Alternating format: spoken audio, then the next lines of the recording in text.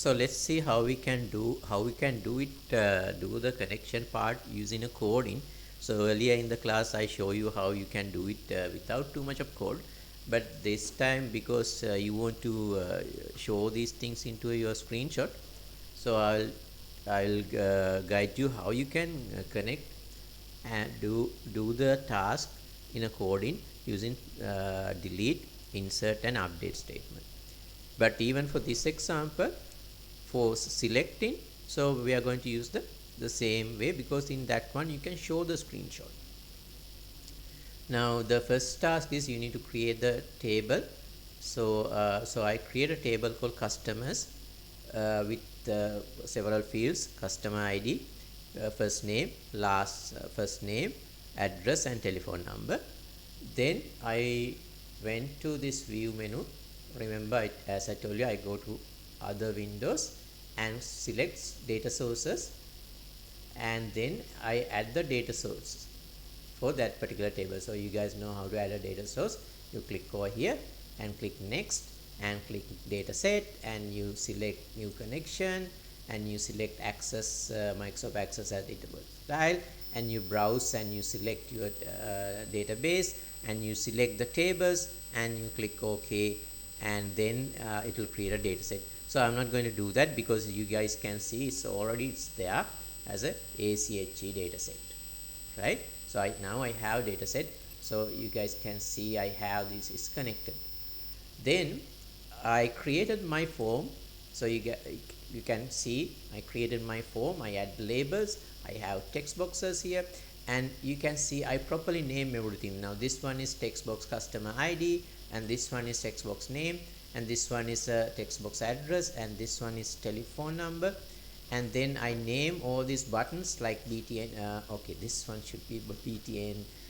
Okay, let me do that. You can see in the text I have ampersand sign. So ampersand, when you put an ampersand sign, you can see this A is underlined. That means I can use in these buttons using shortcuts. So when I press Alt key, it will be Alt and A. So add new will be triggered. So I didn't add the code for add new. Okay, let me change this button name. So it should be BTN add new, right?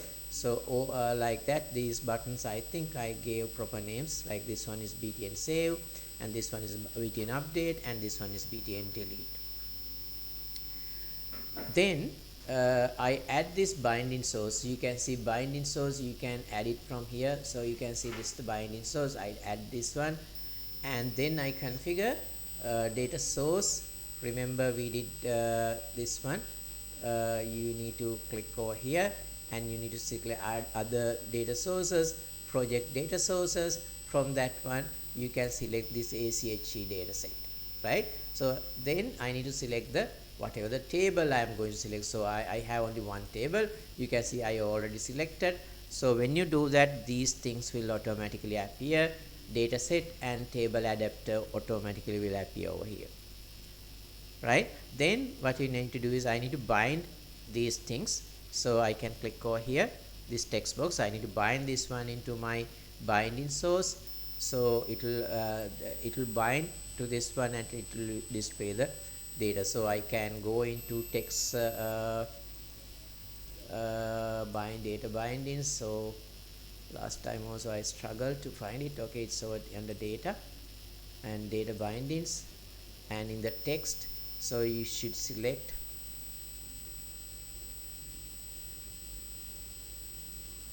we should select our binding source 1, and that one first one is customer ID.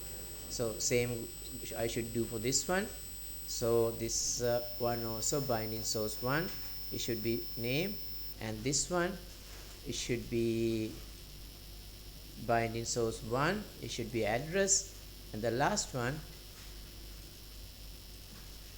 binding source 1, and it should be telephone number. So all these things we need to select it. Now if I now I think I don't have any data in the table.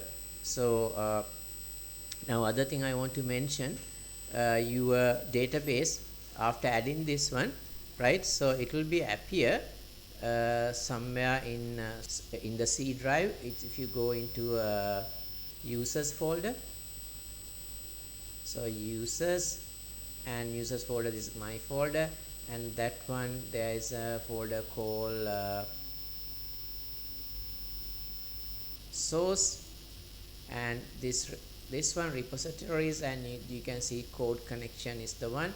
So inside this one, this bin folder, in the debug folder, you can find your application and all these access files. So let me open and see.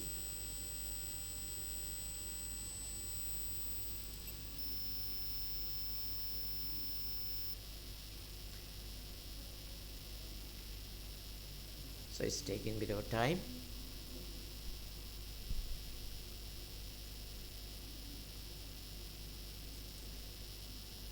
Right.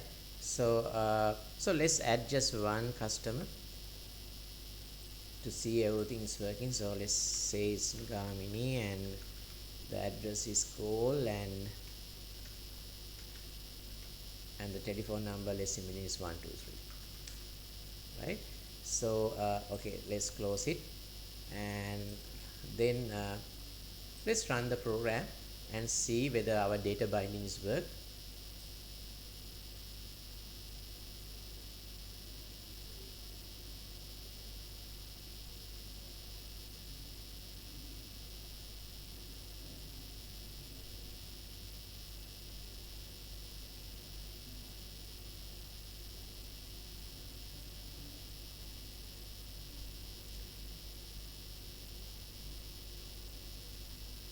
Okay, it's one is showing, but rest of the data is not showing.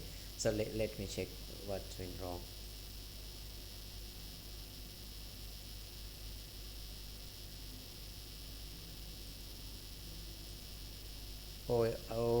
Oh, it can be, remember, something I mentioned in this one. If you go into Window and Solution Explorer,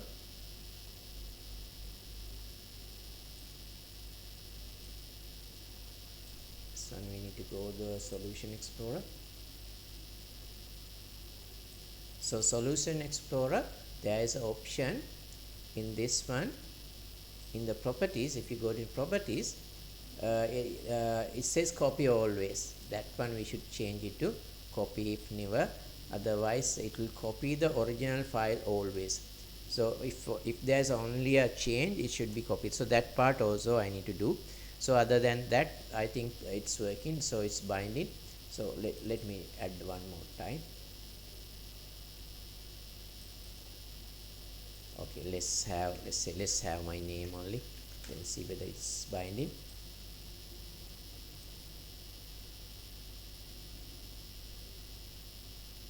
Yeah, it's binding and it's showing. So other things also should be working, right?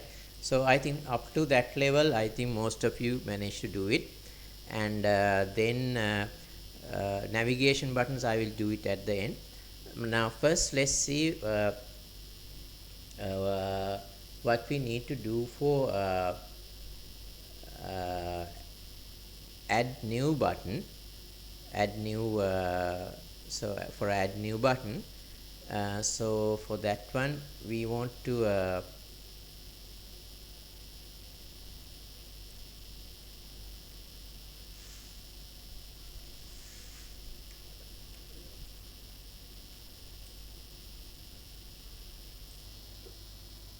right. Okay, so so in add new, so it's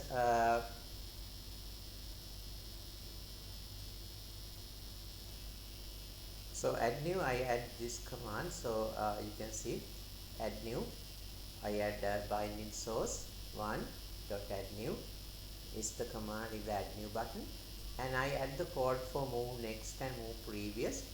So it's very easy. Binding source 1, move previous, and other button, the previous button is binding source 1, move next one, binding source move next, otherwise binding source 1, move previous. So I guess most of these things you guys already know. So now if you want to show the select command, So what you can do is you can open the data set. So in here you can right click, and when you click on a configure, you see the select statement. So this can be take a screenshot and showing to the other people, right? So this can be showing to the other people. So then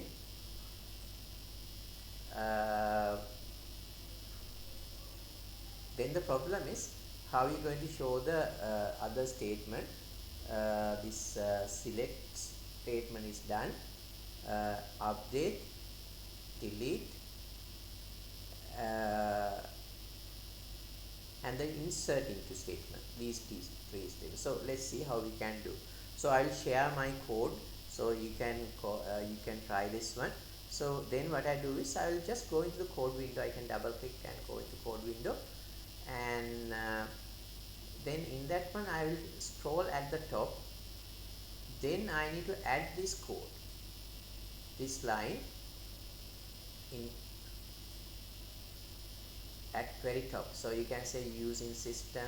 So these are various libraries you're going to use. So I need to add this special library using system.data.oladb. So this library called oladb is the one which is going to connect us into a various types of databases. So using oladb stands for object, link, and embedding. So it can be used to connect into various types of databases, CSV files, Access databases, Oracle databases, VisualFox Pro, any type of databases you can connect using OLADB. Then the next one is, if you scroll a little down, you can see something called as a partial class, whatever your form name. So this, if your form name is customers, it will show it this is a customers. Then here you need to create something as a connection.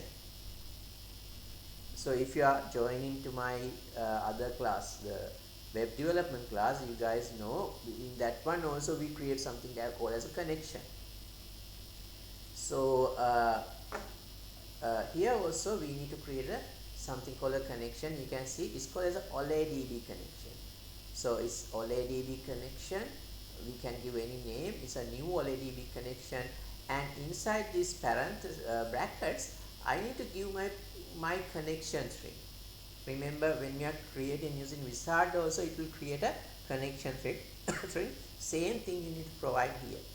So you can, I'll make it available. Now only parameter you need to change here is the source of your database. Now for example, my database is ACHE database, ACHE ACCDB. So that one you need to change. So that's the second thing you need to do. First thing you need to do is you need to add this code here. Second thing you need to do is you need to add this one. Right? So that's the main two parts you need to do. Then you need to add the codes into save, update, and delete. And that's very much same. Right? So let's go into save one. So then what we do is, this is inside my save button.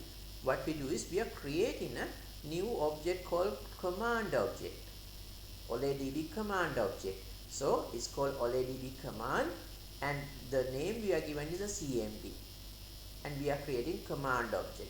Command object is the object which we are going to use to execute various SQL statements. Right? Then remember earlier we created connection object. We open the connection. So when you try to open a connection, if your database is not there or some issues with your connection string, you probably will get errors. Then you call the command text in command object, command text method you call in by providing with a valid SQL statement. Now here we need to construct the SQL statement. Now here what we plan to do is we need to plan to save the data. Whatever the things people type over here, we are planning to save. So we need to dynamically construct the insert into statement. Right? So we say insert into customers, customer ID, name, address, telephone number. These are the parameters we are sending to the insert into, then we say values, and then we need to provide all these values which are in the text boxes, right? So now we dynamically construct, and this is the this is the difficult part. So we need to have double quotes here, and then here the double quotes, and every value we are given should be enclosed with a single quote marks. So this one bit of a tricky part, and each value should be separated by a comma. Here you can see comma, and you can see this text box customer ID enclosed by two commas, sorry, two what you call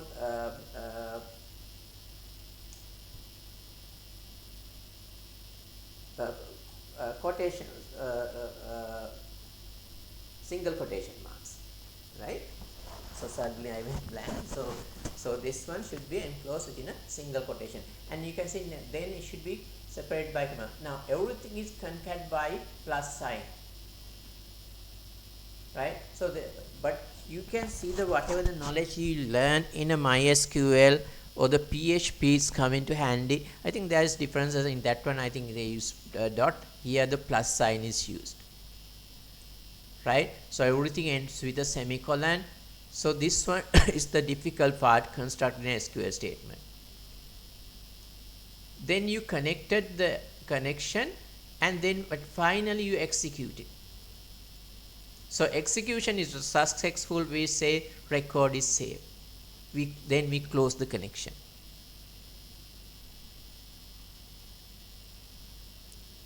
Right? So so let's see this thing is working. So let's click on add new.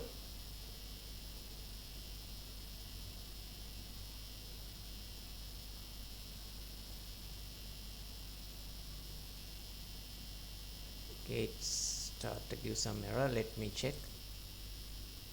So let's try it again. So it didn't this time. So okay. So let me click on add new. So let me have some values here. Customer 5.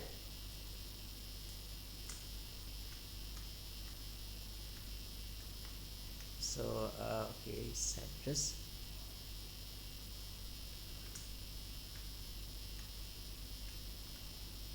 So let's set the phone number, and we can click on a save, and it says record save, and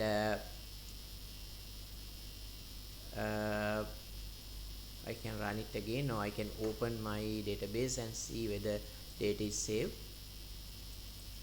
Oops, okay, that's a exe file which is runs without any other files. Okay. Okay, you can see it's saved there, right? So then the next one is the update file. So update one also is the same. So I just copy paste the same code. Only difference is the SQL statement or the command text. Now here I made a small change from this one. Instead of just directly typing the SQL statement here, I create a string variable called SQL, and for the SQL I add the update statement. You can see update customers. So set name, whatever the thing in the text box, and address, whatever the thing in the text box, telephone number, and whatever the thing in the text box. But in this one I must give a where clause. Now you can see here the where clause is set to custom ID, which is not correct. So I should give I should make it dynamic. So it should be assigned into the whatever the current thing available in the form. So I should say instead of just equal to 1, so let's make it dynamic. So have double quotes, have the plus sign, and the text box containing the so text box. Why it's not appearing automatically? So let me try again. Text box,